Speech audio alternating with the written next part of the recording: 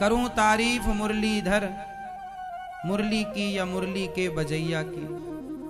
जहां चलता ना काम तीर और कमानों से, वहां बातें होती मुरली की तानों से। ये गजब की बांसुरी। आज श्याम सुंदर ने बांसुरी बजाई और एक लीला करनी चाहिए, जिस लीला को आप लोग रास लीला कहते हैं। कौन सी लीला? रास लीला। अच्छा ये बताओ, रास लीला भगवान श्री कृष्ण ने रचाई, तो रास रचाना सही था कि गलत था?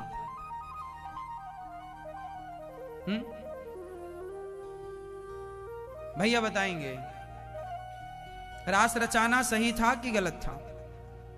पता नहीं। मैया आप बताओ बेटा, भगवान ने रास रचाया, सही था गलत था? मैया बताओ, सही है कि गलत? तो आपके पति को फिर दे दिया जाए आदेश, तुम भी रचाओ रास।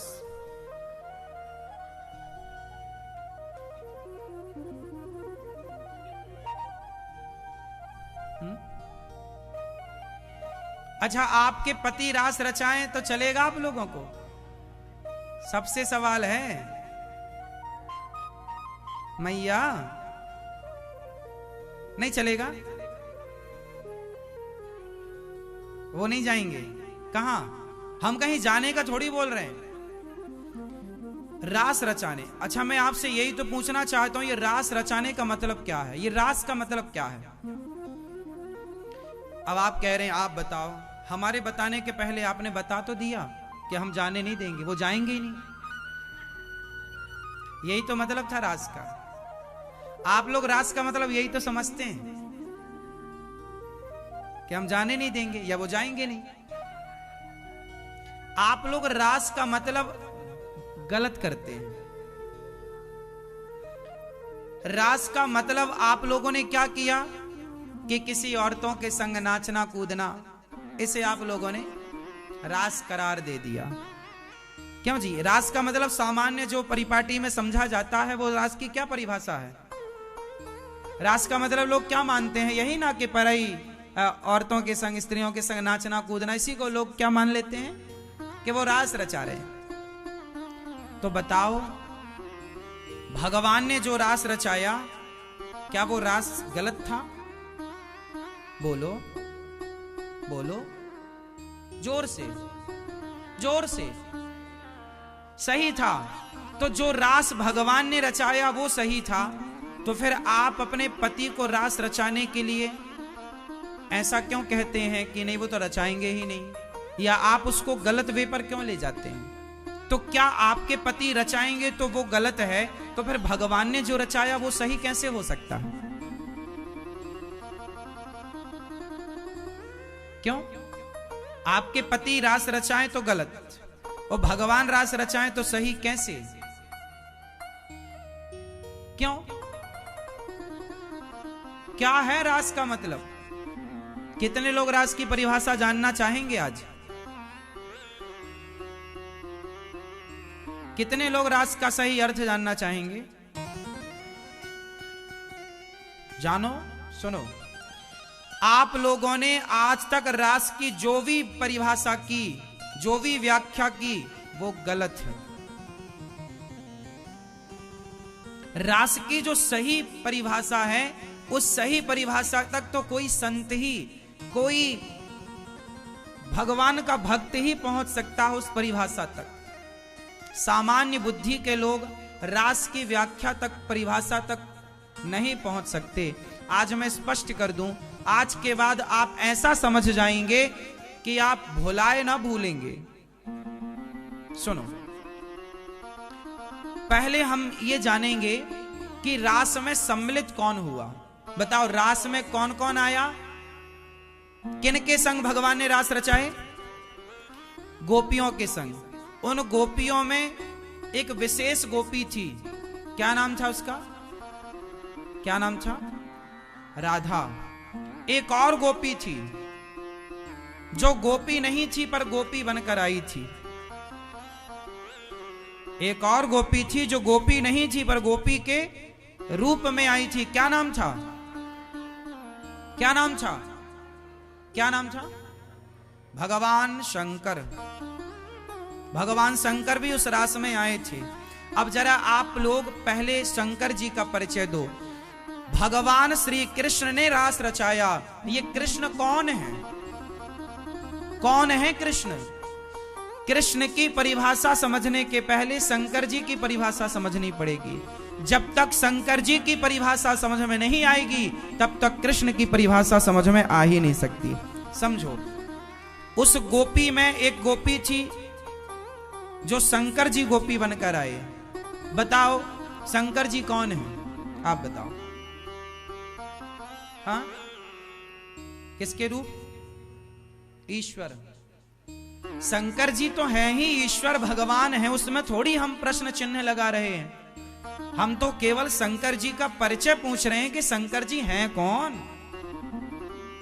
भगवान हैं, ईश्वर हैं, ये तो ठीक बात है। कुछ और विशेष परिभाषा चाहिए, और वो विशेष परिभाषा क्या है? कौन है ये शंकर जी? सुनो, बहुत ध्यान से सुनिएगा। ये शंकर जी कौन है? ये वो शंकर जी हैं जिन्होंने कामदेव को जला करके भस्म कर दिया। ये वो शंकर जी हैं जिनकी तीसरी आंख खुली। तो शंकर जी की तीसरी आंख से कौन जला? जोर से, कौन जला?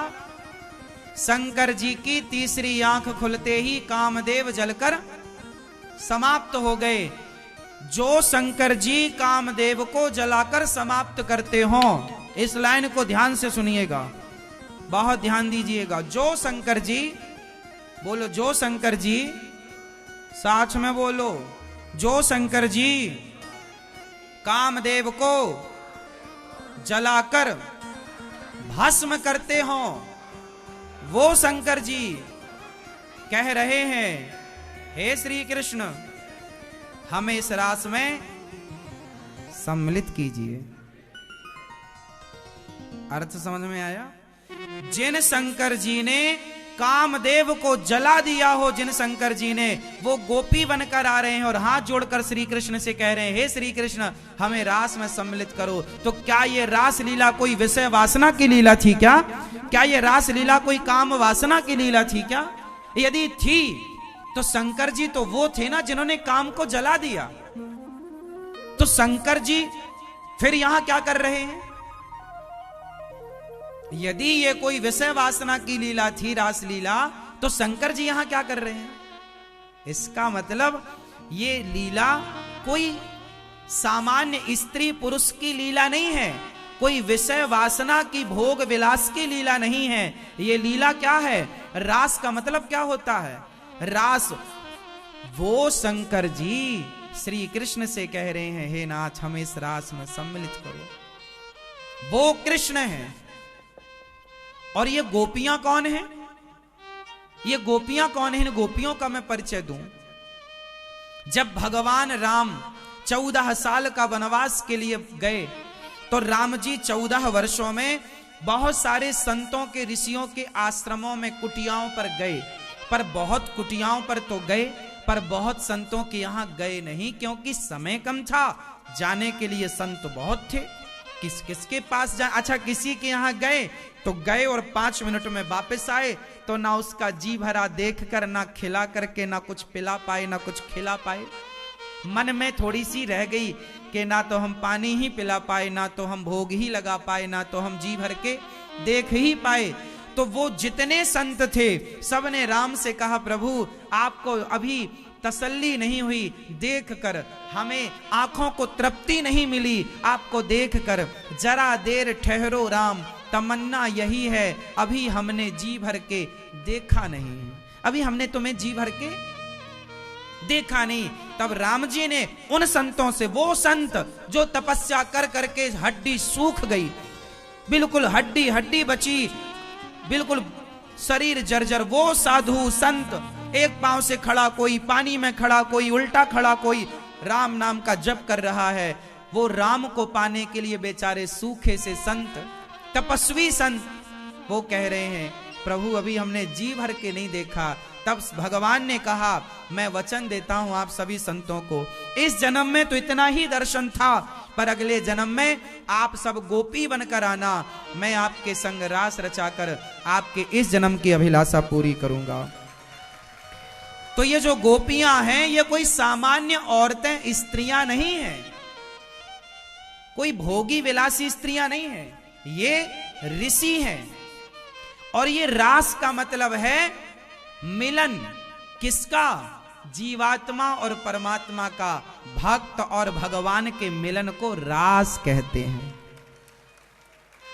भक्त और, चलो हमारा और आपका मिलन हुआ कि नहीं वृंदावन में, हाँ या ना? तो हमारे और आपके मिलन को क्या कहते हैं? सत्संग। हमारा और आपका मिलन किस माध्यम से हुआ? इस कथा के माध्यम से ही। भैया अनिल जी ने भागवत जी कराई, तो सत्संग के माध्यम से हमारा और आपका क्या हुआ? मिलन हुआ, हाँ या ना? जैसे हमारा और आपके मिलन में सत्संग माध्यम है। सत्संग क्या है? माध्यम। सत्संग के माध्यम से हमारा और आपका मिलन हुआ, उसी तरह भक्त और भगवान के मिलन में रास माध्यम है। ये रास माध्यम बना जिसमें जीवात्मा और परमात्मा का मिलन हुआ, इस मिलन को रास कहते हैं।